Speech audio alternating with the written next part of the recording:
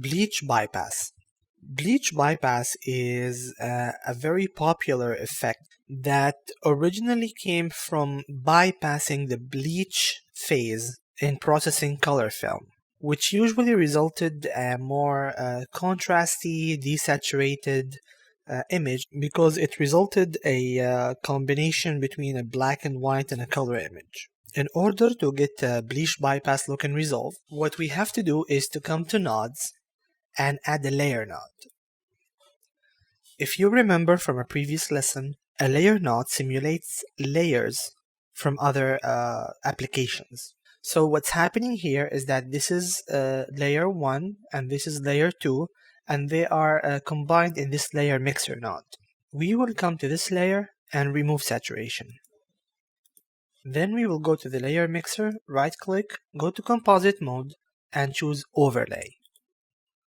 Notice how the image changed. I'm going to display the original image before the bleach bypass and the new one. Notice that the layer on the bottom here, which if these were actual layers would be inverted, this would be the layer on the top. But currently in Resolve, this is the layer that is providing the black and white image, and this is the color image. So any color changes this layer will not affect the image in any way, but we can control luma values from this layer.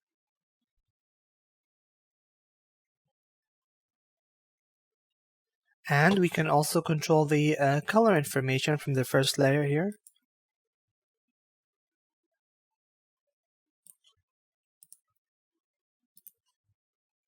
Yeah, this looks better.